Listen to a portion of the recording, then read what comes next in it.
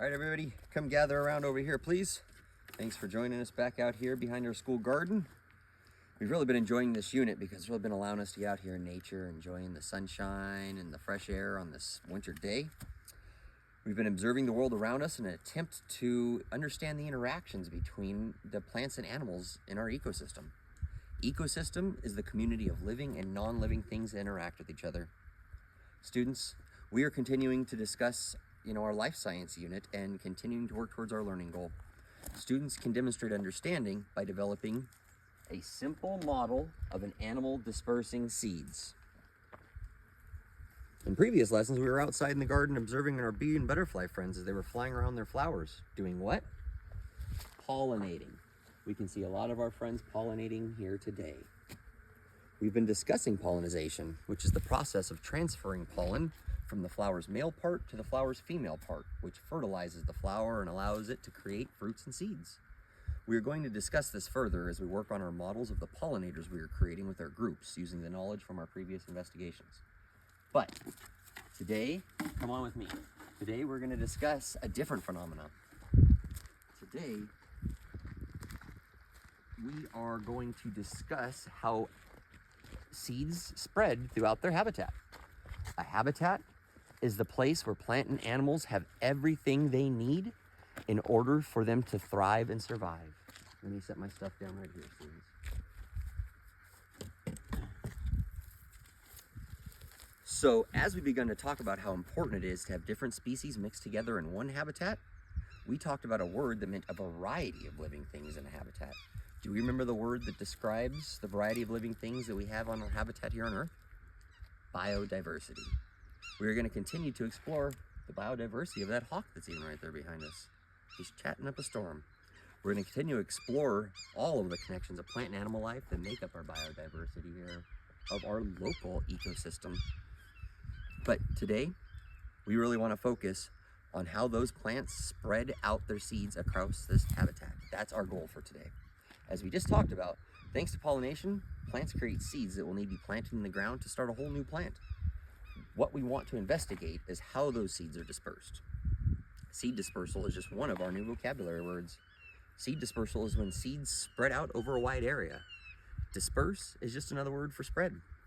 If seeds fell off the plant in just one area, the new plants would go right below the parent plant. Would this be an effective way for them to disperse their seeds? We had one plant that this was the only plant of that type and it dropped its seeds right there and created 10 new babies. That would be great. But what happened if there was an animal like this hawk was just a crazy plant-loving hawk and it wanted to come and fly down and take these plants out? If there were those 10 plants and there were nothing else, that plant wouldn't exist anymore. So that wouldn't be a very effective way of dispersing seeds, would it? So what are some ways we can think of plants that disperse their seeds, or how plants disperse their seeds, excuse me? We have our clipboards and our journals in our hands for our notebooks, for our notes and observations, right guys? So let's sit down with our table partners and take a minute or two to write out our ideas on how seeds can disperse throughout our habitat. Make sure each student writes down their answers in their own journal. All right, perfect. Let's come back together and hear some of your ideas. A lot of you seem to have the same answers. Rain can wash seeds from one place to another. We have some of our pollinating seeds right here today. We can use a little bit of rain to help spread those seeds. So if that seeds fall right there off the plant, then we have a nice big rainstorm coming in. Oh, there go those seeds washing down. If that was a river or a stream, who knows where they would stop.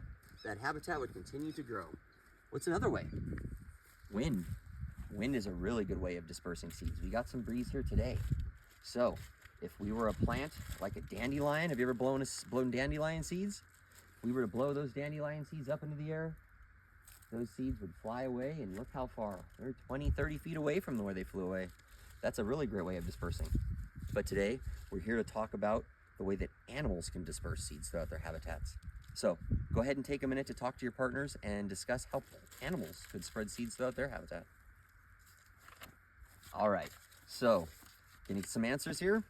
Yes, poop is one of the ways. Animals eat berries and they have seeds in them, and they spread those when they go to the restroom somewhere else. That does spread seeds. But what's another one? Yes, when animals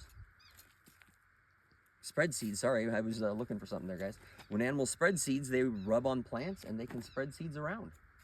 And that is what we're going to investigate today. So what I was looking for was for this experiment here. I asked everyone to bring an old pair of socks that they could ruin today. I brought an old pair of socks that I ran through the holes in the back of them even. So didn't want to ruin your shoes for this. You know, we could walk around with shoes and we might be able to disperse some seeds as we kick through these grasses here. But for one, we're not here to discuss shoes, we're here to discuss animals. So these socks are going to act as our paws. Okay, so we're gonna go ahead and sit down and take a second, me included, and we're gonna put on our paws, okay everyone? So let's go ahead and let's put on our old dirty paws here. And we're gonna go ahead and we're gonna walk around just like the animals would. And so as the animals walk around, they're looking for food and they're looking for water. They're not sticking to one place.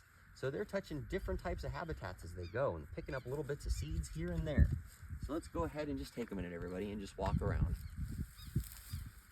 Okay, so we're just animals walking around different habitats, going to pick up seeds. Let's be gentle because I already can feel a few seeds poking into me. So I know I'm doing a good job of spreading my seeds right now. As we walk around, we're eating different types of plants, different types of animals.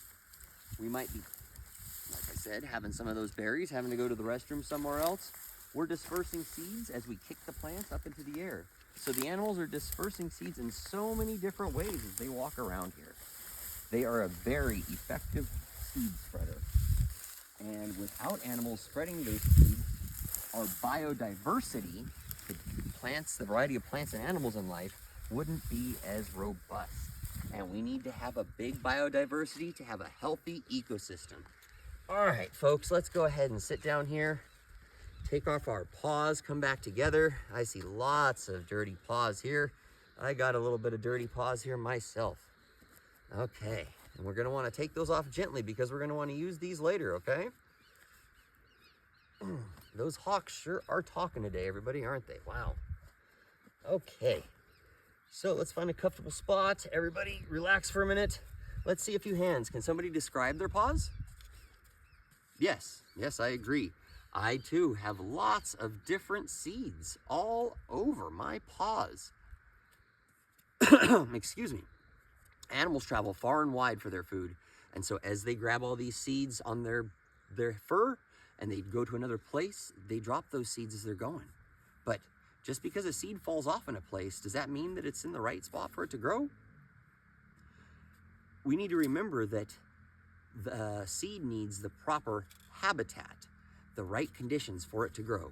So as an animal's walking along and it drops off, if it finds the right conditions, such as the right soil and the right water and the right amount of sun, then we are going to have the right conditions for that plant to keep growing, and that plant's habitat is going to continue to spread through the ecosystem and is going to improve the biodiversity for everyone. Okay, so before we leave our living laboratory today, folks, let's take a seat with our clipboards and journals one more time. I'd like everyone to complete a 3-sentence write-up, incorporating at least 2 vocabulary words in your summary. Here are our vocabulary words in our word bank: ecosystem, habitat, biodiversity, and seed dispersal. And we're going to go ahead, and our question for the day is, how do animals disperse seeds in their habitats? If you need to reference the word bank or have any questions about your vocabulary, please let me know. When we get back to class, we will hop into our table groups to discuss our summaries, and then we'll come together as a class to write a class summary from today's activity to see if we hit the learning target for the day. Then we're going to take these paws back out, and we're going to do a counting and graphing exercise, just like we did the other day with our pollinating species. And we're going to graph the different types and the amounts of seeds we have. And we're going to put that on the wall next to our pollinator graphs in our art section.